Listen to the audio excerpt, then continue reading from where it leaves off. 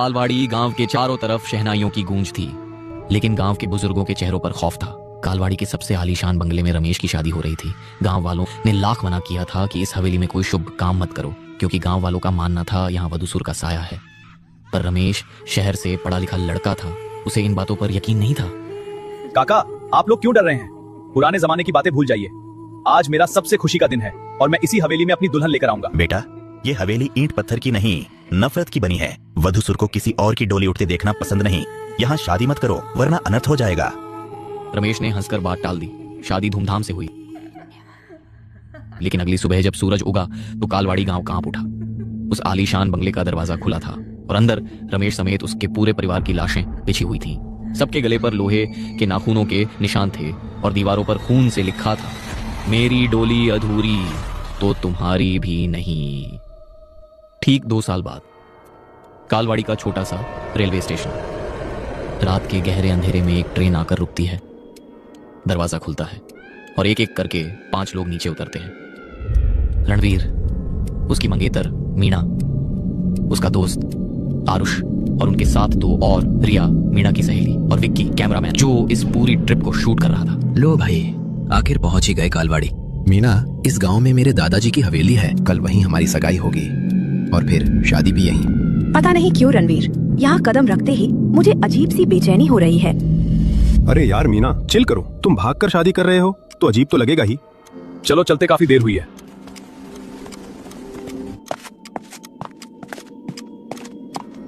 जैसे ही वे स्टेशन से बाहर निकले, एक लंबा चौड़ा लेकिन फटे कपड़ों में पागल सा दिखने वाला आदमी उनके सामने आकर खड़ा हो गया।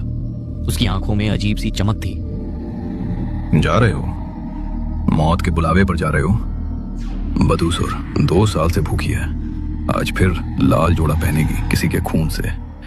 मत जाओ उस हवेली में, वो बंगला नहीं कसाई खाना है। आपको कैसे पता? हम हटो बाबा, रास्ता छोड़ो। हर जगह ऐसे डराने वाले मिल जाते हैं।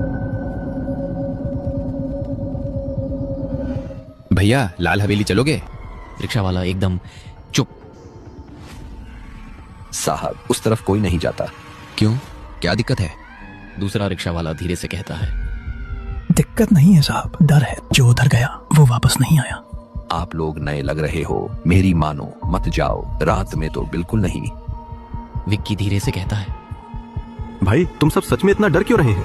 रणवीर, शायद सुबह तक हमें नहीं जाना चाहिए। रणवीर थोड़ा सख्त होकर कहता, बस करो यार, इतना ही डर लगता है तो यही रुक जाओ। हवेली यही पास में है, हम पैदल चले जाएंगे। चलो। शंकर वहीं खड़ा हंसने लगा, ऐसी हंसी जिसे किसी का भी कलेजा कांप जाए। 5 दोस्त धीरे धीरे अंधेरे रास्ते पर बढ़ते हुए लाल हवेली की तरफ निकल पड़े।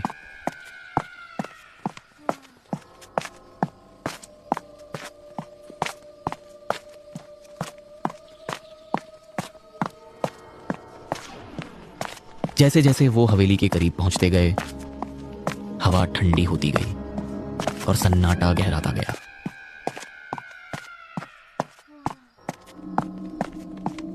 हवेली के सामने पहुंचते ही अचानक आसमान में तेज बिजली कड़कती है। एक पल के लिए पूरी हवेली रोशनी में दिखती है। टूटी दीवारें, झूलते दरवाजे और काले साए, और अगले ही पल सब कुछ फिर से अंधेरे में डूब जाता है। रणवीर आगे बढ़ता है और हवेली के बड़े दरवाजे को धक्का देता है। दरवाजा अपने आप धीरे धीरे खुलने लगता है। अंदर से एक ठंडी हवा का झोंका बाहर आता है, जैसे किसी ने अंदर से सांस छोड़ी हो। यार, ये जगह नॉर्मल नहीं लग रही।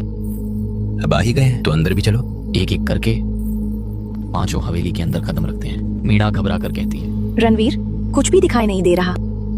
रुको, मैं टॉर्च ऑन करता हूँ। मोबाइल की रोशनी जैसे ही आगे बढ़ती है, सब चौंक जाते हैं। हॉल बिल्कुल साफ था, ना धूल ना जाले, सब कुछ एकदम सजा हुआ। आरुष हैरानी से देखते हुए कहता है, अरे ये क्या, इतनी साफ सुथरी जगह कैसे है? यहाँ कोई रहता है क्या? रिया धीरे डरते हुए कहती है, पर बाहर से तो ये पूरी वीरान लग रही थी। रणवीर, तुम्हें इसके बारे में कुछ पता है? हाँ, कुछ तो अलग है यहाँ। शायद हवेली का इस्तेमाल कोई कर रहा था। तभी अचानक ऊपर की लाइट झपकती है। एक बार, 2 बार और फिर पूरे हॉल में हल्की पीली रोशनी फैल जाती है। सब एक पल के लिए चुप हो जाते हैं। ये अपने आप कैसे जल गई? मुझे नहीं लगता ये सब नॉर्मल है। छोड़ो यार, हवेली देखो। रणवीर भाई, इस हवेली की बनावट तो देखो। अगर यहाँ का भूतिया वीडियो सही से शूट हो गया तो यूट्यूब पर तहलका मच जाएगा। विकी, कैमरे के पीछे से बोलना आसान है। मुझे ऐसा लग रहा है जैसे उस सीढ़ी के पीछे कोई खड़ा हमें देख रहा है। रणवीर, अभी भी वक्त है, चलो यहाँ से। वो पागल आदमी ठीक कह रहा था, यहाँ कुछ तो गलत है। मुझे पायल की आवाज सुनाई दे रही है। मीना, तुम बेकार में डर रही हो, हमें कुछ नहीं सुनाई दिया। वहम है तुम्हारा। चलो तुम लोग कुछ खाने पीने का देखो, तब तक मैं अपना वीडियो शूट करता हूँ।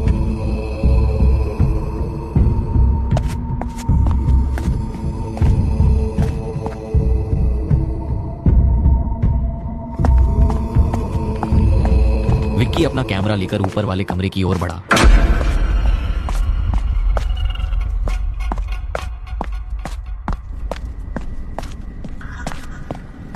जहां से उसे किसी के सिसकने की आवाज आई। उसने कैमरा घुमाया तो देखा कि एक कोने में एक पुरानी दुल्हन की डोली रखी थी।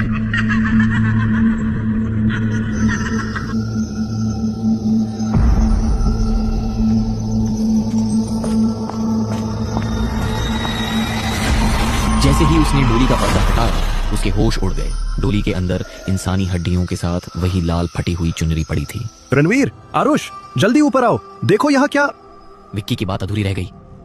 एक काला साया बिजली की तेजी से उसके पीछे से गुजरा और विक्की का कैमरा जमीन पर गिरकर टूट गया। हॉल में खड़े बाकी लोगों ने सिर्फ विक्की की एक दर्दनाक चीख सुनी। जब वे ऊपर भागे तो वहां विक्की का नामो निशान नहीं था। सिर्फ फर्श पर खून से सनी वही लाल चुनरी पड़ी थी। सन्नाटे को चीरती हुई आरुष की चीख गूंजी। भागो, यहाँ से भागो, यहाँ सच में भूत का साया है। हवेली की दीवारें अब खड़ी हुई थी। अचानक हवेली के बीचों बीच रखा पुराना मंडप अपने आप जल उठा।